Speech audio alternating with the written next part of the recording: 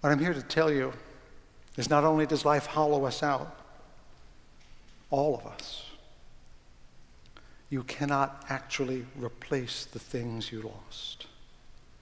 You can go in search of that fresh love, but that fresh love will never replace the first one. You can search for a dashed dream and replace it, but it will never replace it. We cannot replace the things we lose. We must endure the losses. At least Scrooge understood that much. He gave up searching and called it all bah, humbug, nonsense. But we can be filled with new love, new hope, new faith from others as gifts. C.S. Lewis points out as he got to that point in his life, that which I greatly feared had at last come upon me. I gave in and knelt and prayed. Perhaps that night, the most dejected and reluctant convert in all England. It came and got him. Have you ever been surprised by joy, as he calls it? Of course you have. That's the only joy that really does exist. A friend writes that you haven't heard from for months, and suddenly your heart leaps up. That happened to me this summer. Someone I haven't heard from since I was 15 years old suddenly sends me a letter, and my past came roaring back. What a joy. I didn't know she was going to write, but there it was. There's the letter. How about a child? The arrival of a child, their success. Do we not rejoice more for our children's success than for our own? Because they give it as a gift to us. A spouse. You look around and see someone you've been with for 10, 20, 30, 40, 50 years, and at a certain moment they will smile in a way, and suddenly they're 23 again. And what's more important, you are too. They gave you that gift. You didn't see it coming, and it hits you upside the head, and suddenly you're alive. Or even a stranger. The stranger who does a good deed that you didn't see coming, that you really didn't deserve.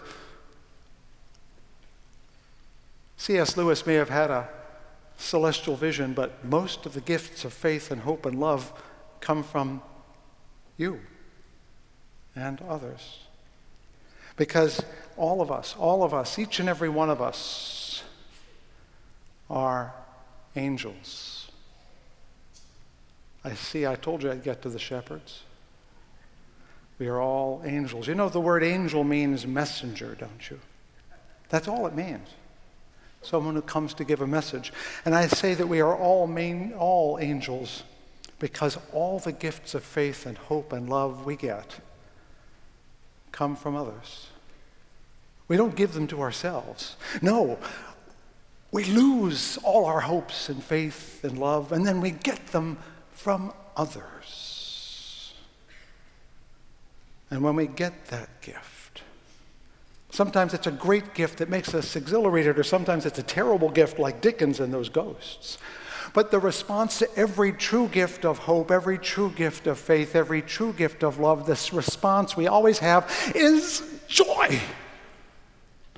The kind of joy that makes you lose composure, that makes you play with your hair, that makes your voice break, that makes you silly. It's not dignified, it's not orderly, and it's never planned. Joy always comes and goes, boo! And you laugh because the gift is never expected. I want you to feel as light as a feather, as happy as an angel, as merry as a schoolboy, as giddy as a drunken man, and I can't give it to you, but someone else can. And someone else will if, and this is a great big if, it's a huge if you don't try to fill your own hollowness. You see, if you pack that hollow place inside of you with false dreams and false loves and false hopes, the things to keep you from feeling as bad as you don't want to feel, if you fill up that space, the real gifts have no place to go. Do you understand what I'm saying? Of course you do. Well, I'm going to work on this, and I'm going to do this, and I'm going to get to that job, and I'm going to win it. And then suddenly someone comes up to you and offers you a job, and you say, no, I'm going for that job, but here's the gift waiting for you. Let's say you've decided you're going to divorce your spouse. You're making all the plans in the world, and there's your spouse telling you, no, please, don't. I wish to find a way to love you again. No, I've made up my mind. And you refuse the gift because your hollowness is being filled up with your own expectations. You know we do all these things. We've all done them. We've refused faith when it came knocking on the door. We've refused love because we wanted a different love. We have refused hope because we thought hope would have to be in that place and not in that place. So the message I have for you, not a very welcome message, a very difficult message, is if you want to feel joy, you must allow yourself to know your own hollowness.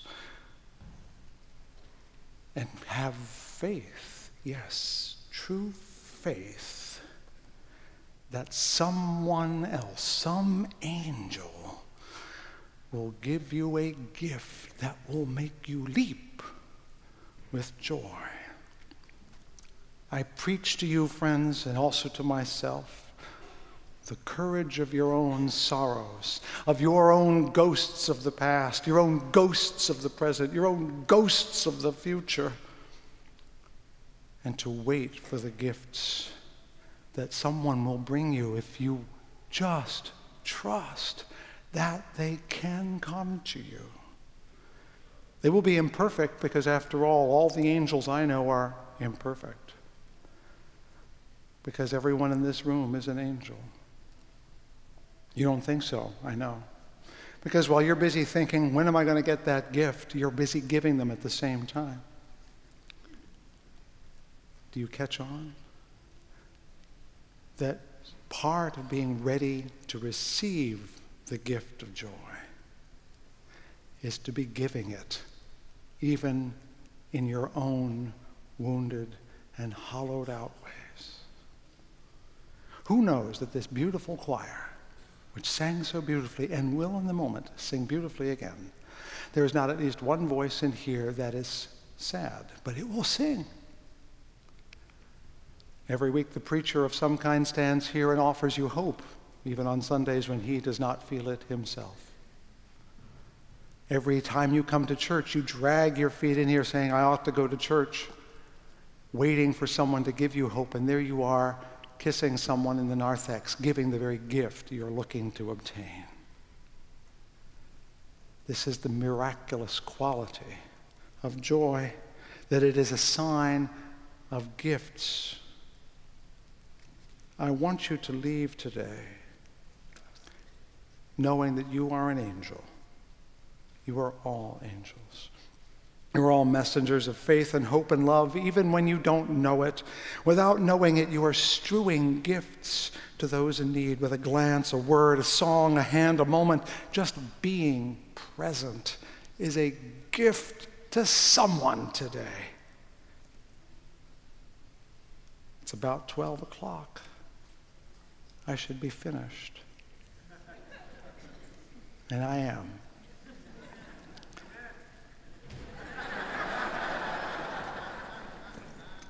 I rejoice in your joy.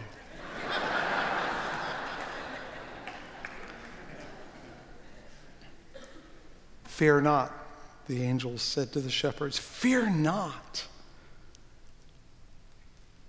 The angels are all about you, with gifts of faith and hope and love filling the air for those who can receive those gifts, waiting to feel the hollowness inside you, for those who can sense the angels lingering here, for those who know that hope and faith and love are there, for all of those who can do all this.